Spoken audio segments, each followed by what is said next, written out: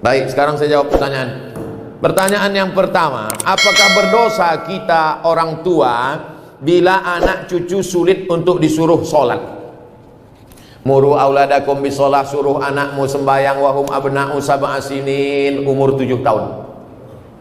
Yang umur 7 tahun angkat tangan? Oh, tak ada. Umur 7 tahun suruh dia sembahyang. Kalau sholat umur 7 tahun, berarti baca surat pendeknya umur 5 tahun. Makanya ibu sambil memasak pagi, sambil memeras santan, sambil menggoreng nasi, Bismillahirrahmanirrahim, Alhamdulillahi Rabbil Alamin, Ar-Rahmanirrahim, Maliki Yaumiddin. Anak itu mendengar, hafal dia tanpa melihat Al-Quran. Dia tak bisa baca, tapi dia bisa hafal. Maka nanti umur 7 dia akan sholat. Umur 7, wadribuhum fil ashrah. Umur 10 pukul dia. Tapi pukulnya tangan tak boleh terlalu tinggi, jangan sampai patah, jangan sampai maaf kena alat vital, jangan sampai lebam, jangan sampai tali telinga, lepas telinga itu sebelah. Abang kata bininya, kemana telinga abang? Itu ditarik omakku dulu tak sembahyang. Nah, oleh sebab itu maka ini penting. Wadribuhum fil ashrah. Masukkan dia ke pondok pesantren, SD IT, SMP IT, SMA IT. Yang tahan berpisah dengan anak, masukkan ke pesantren boarding school. Yang tak tahan berpisah, masukkan full day. Di Medan banyak, masuk pagi, jemput sore. Tidak ada yang bisa mengontrol, mengawal anak-anak kita ini selain benteng terakhir pendidikan anak-anak kita adalah sekolah agama. Sudah disekolahkan agama, sudah dikasih makan halal, sudah dikasih tunjuk ajar, sudah dinasehati, tak juga kita sudah tidak kurang usaha. Wala taziru waziratu wizra ukhra. Kita tidak memikul dosa orang lain. Bapak tak memikul dosa anak, ibu tak memikul dosa cucu, dosa tanggung masing-masing. Tapi kalau tak dididik dengan baik, tak sholat mereka, tak puasa mereka, pacaran mereka, LGBT mereka, maka ibu dan bapak berdosa karena menyia-nyiakan amanah. Alhamdulillah, masjid penuh, anak-anak datang. Alhamdulillah, tuh anak-anak banyak datang. Jangan takut ibu, jangan takut berdosa karena sudah dibawa anak ini ke masjid. Mana yang lebih kita dulukan? Kewajiban kita sama Allah atau sama suami? Kasihlah contoh. Kalau pertanyaannya umum, macam mana saya mau jawab? Allahu Akbar, Allahu Akbar, kata azan. Datang lakinya, kau buatkan aku dulu kopi. Mana yang lebih didulukan? Ibu sholat atau membuatkan dia kopi? Ini tak akan terjadi. Kenapa? Karena bapak itu pasti ke masjid sebelum azan. Mana mungkin dia minum kopi orang azan? Tapi ibu dapat Fir'aun. Nah, inilah.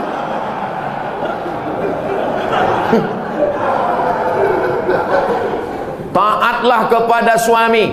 Innama huwa jannatuki wa naruki. Suamimu itu bisa jadi surgamu, suamimu itu bisa jadi nerakamu. Kan itu yang selalu dihafal hadis oleh suami kan? Surga kau, sini.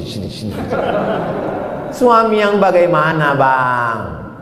Ibu mesti cerdas sikit. Kasih tahu dia suami yang ke masjid bang, dia ke masjid.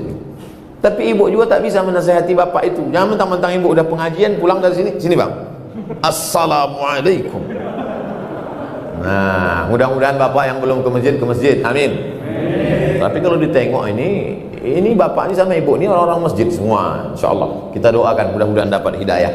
La ta'ata li makhluqin, itu kaedahnya. La ta'ata li makhluqin fi ma'siyatil khaliq. Tidak ada ketaatan kepada manusia kalau menyebabkan durhaka kepada Allah. Ibu disuruhnya misalnya buka jilbab. Aku tak suka lah tengok kau jilbab, macam nenekku tengok.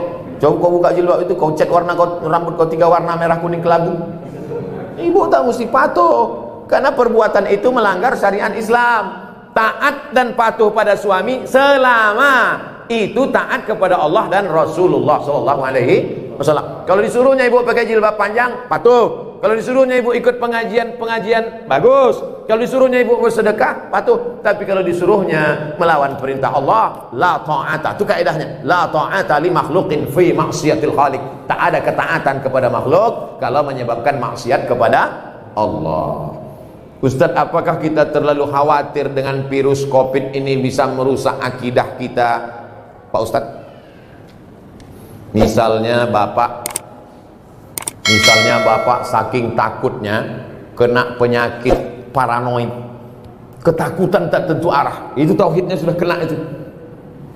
Wa kadzalika ja'alnakum ummatan wasata, kami jadikan kalian umat yang pertengahan, tidak terlampau berani sampai nantang-nantang petantang petenteng, tidak pula terlampau takut, bukan ekstrim kanan, bukan ekstrim kiri, tapi pertengahan. Berserah diri kepada Allah, beribadah, ikut protokol, tetap ikuti, jangan terlalu terbawa oleh media. Yang namanya penyakit itu dari dulu sampai sekarang ada, dan tak semua orang yang kena COVID mati, dan tak semua yang mati itu kena COVID. Ada juga yang mati kena bersin. Berapa banyak orang tak sakit mati, menguap mati. Banyak orang yang tidur mati, tidur ketuk pintunya subuh tak bangun-bangun, pas dipegang udah dingin macam es batu. Oleh sebab itu berapa banyak pula yang dinyatakan positif sehat. Nah, itu jangan terlalu takut. Semua yang mati itu kata Nabi, lan tastakmil rizqaha wa ajalaha, lan tamuta nafsun, tidak akan mati orang qabla an tastakmila rizqaha wa ajalaha. Kalau sudah rezekinya penuh, kalau sudah umurnya penuh, pasti dia mati. Kenapa Abdul Somad itu tak mati-mati? Belum penuh. Mau dibunuh orang, mau diusir orang, disantet orang, kalau memang belum penuh tak mati. Tapi kalau sudah penuh, mati. Nah, ibu-ibu bapak ini semua belum penuh lagi. Nanti kalau ada yang penuh, kemana sih anu kemarin? Udah penuh dah, mati lewat. Jadi jangan terlalu takut. Takut itu yang membuat kita akhirnya imun kita jadi turun. Kalau sudah imun kita turun, maka kekebalan tubuh kita hilang, penyakit pun datang. Saya tidak tablik akbar nih dari bulan Maret, April, Mei, Juni, Juli, Agustus. Pertama kali saya keluar sejak COVID, inilah ke Medan. Tapi tetap dengan protokol kesehatan. Nah, saya bawa-bawa kan ini biar jangan apa kali COVID itu. Insya Allah anak saya lepas pesantren akan lanjut ke Sudan. Sudan tempat saya kuliah tuh. Pertanyaan, anak saya wanita, bagaimana situasi dan kondisi Sudan saat ini? Sudan terjadi revolusi peralihan kekuasaan dari Jenderal Omar Bashir setelah 30 tahun, berubah sekarang, dan terjadi kesepakatan antara tentara dan sipil. Setahun dipimpin oleh sipil, lalu kemudian oleh tentara. Terjadi pergolakan politik. Tapi bagi mahasiswa tidak terlalu berefek. Saya di sana bulan 12, 2 kali. Bulan Juli, kemudian bulan 12 saya datang lagi. Anak-anak mahasiswa beberapa dari Sumatera Utara. Saya membawakan bantuan untuk PPI, Persatuan Pelajar Indonesia yang dari Sumatera Utara. Saya bawakan bantuan. Nah, nih. Datanglah dari provinsi lain minta juga. Saya bilang ini duit orang Sumatera Utara. Kalian minta lah ke kabupaten provinsi kalian masing-masing. B, butuh berapa tahun biasanya untuk selesai S1 Pak Ustaz? S1 4 tahun, S2 2 tahun, S3 2 tahun dah bisa sidang. Tapi kalau mau lengkap 3 tahun, lewat dari 3 tahun kena denda. Jadi kalau umurnya berangkat 20 tahun, 4 tahun, 24, 26, 27, 28, 28 pulang dia udah doktor. Tidak macam saya, udah 43 baru doktor. Judulnya akhirnya dokter juga, tapi jadilah daripada tidak sama sekali. Pesantren anak saya saat ini dapat program beasiswa ke Sudan. Apa saja yang harus kita persiapkan untuk menuju ke situ Pak Ustadz? Bahasa Arabnya supaya dia nanti tak berat membaca kitab. Sekarang banyak kursus-kursus bahasa Arab. Kemudian hafalan Qurannya supaya nanti kalau ada kewajiban paling tidak 1 juz, 2 juz, 3 juz. Kalau kami di Azhar Mesir dulu 2 juz 1 tahun, 4 tahun 8 juz. Di Sudan tak ada hafalan Quran. Oleh sebab itu maka jangan terlalu takut, jangan terlalu khawatir. Banyak anak-anak Sumatera Utara di sana, mereka punya persatuan pelajar mahasiswa dari Sumatera Utara. Inilah pertanyaan saya lebih kurang. Terima kasih Pak Ustadz. Saya dulu tahun 1993 habis sholat subuh datang saya ke rumah Ustadz Syekh Jalaluddin Abdul Muthalib, Imam Masjid Raya Medan. Imam Masjid Raya Medan itu namanya Syekh Jalaluddin Abdul Muthalib, Wakil Rektor Universitas Al-Wasliyah. Habis subuh datang saya ke rumahnya di Simpang Limun. Assalamualaikum Ustadz. Waalaikumsalam. aku mau sekolah ke Arab Ustaz. Waktu itu saya tak tahu Mesir, Sudan, Maroko, tak tahu. Yang tahu saya Arab aja. Aku mau ke Arab Ustaz. Senyumlah Ustaz Syekh Jalaluddin. Kau kelas berapa sekarang? Kelas 3 Ustaz. Kau selesaikan dulu aliyah baru kau kesini. Jadi yang mau berangkat itu saya. Makanya banyak kalau jamaah nanya ke saya, Ustaz bisa anak saya kuliah ke Arab? Saya tanya, yang mau nih bapak apa anaknya? Anak saya bos. Kalau saya yang mau. Orang tua saya membebaskan saya, terserah kau. Nah, tapi saya mau waktu itu. Lalu kemudian setelah taman aliyah datanglah saya. Ustaz, aku udah taman aliyah, ini ijazahnya. Kata Ustaz Jalaluddin Abdul Muthalib, kau bawa ijazah ini ke Jakarta, kau terjemahkan bahasa Arab, kau legalisir ke Departemen Agama, legalisir ke Departemen Luar Negeri, legalisir. Mendengar departemen pucat lah. Akhirnya takut saya, tak berani balik saya ke Riau, kuliah saya di IN. Tapi Allah kasih jalan, datang pengumuman. Waktu itu belum ada lagi www.google.com. Informasinya masih pakai pos. Jam 12 siang pulang saya kuliah di IN. Datanglah surat pakai pos, dikirim kawan saya dulu satu pesantren di Darul Arafah Medan, Laubekri, Deli Serdang. Abdul Halim namanya yang mengirim. Ikuti tes ke Mesir besok pagi. Suratnya sampai jam 12 siang. Langsunglah saya berangkat naik SDH, Spiro Dolo Hole. Mendaftar ke IN. Sampai di IN besok pagi, daftar situ. Nama orang yang menerima pendaftaran itu namanya Ustadz, alah lupa pula namanya. Ditanyanya, ada keluarga kau di Medan? Ada Pak. Kalau tak ada, di rumah. Karena ditengoknya dari Riau. Ikut tes saya. Yang mengetes itu orang Mesir, besar sorban, hampir sebesar ban Vespa lagi. Mas muka, kata dia, what is your name? Langsung saya jawab, Abdus Somad. Nah, itu pula PD-nya kita kalau nama kita ini ada di Quran kan. Abdus Somad. Saya Abdus Somad. Islamir, kata dia. Sambung bacaan ayat yang kubaca ini. Innallaha la yastahi an yadriba mathalan ma ba'udatan fama fawqaha. Sambung, kata dia. Saya baca. A'udzubillahi minasyaitonir rajim. Bismillahirrahmanirrahim. Innallaha la yastahi an yadriba mathalan ma ba'udatan fama fawqaha. Fa ammal ladzina amanu faya'lamuna annahu al-haqqu min rabbihim wa ammal ladzina kafaru fayaquluna madza arada Allahu bihadza mathala yudhillu bihi katsiran wa yahdi bihi katsiran wa ma yudhillu bihi illa al-fasiqin. Kebetulan yang ditanya itu pas yang selalu saya bawa salat. Macam tahu aja dia itu bekal kita.